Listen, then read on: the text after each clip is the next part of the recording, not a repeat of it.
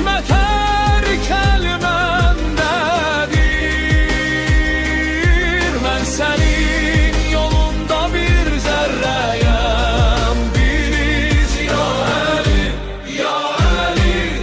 Beni sana getir biz.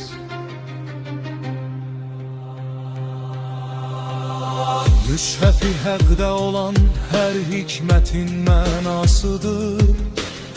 Hikmətin kani olan hər bir kəlamımın, ya Ali. Kim nəcat istər qiyamətdə gərəkdir saxlayan, tayəti həq tək həmişə ehtiramımın, ya Ali. Cümlə insanlar, mələklər Kəbə tək məbəd sanar. Her yerin kim orada olmuştur megamın, ya Ali. Herkes isterse cahanda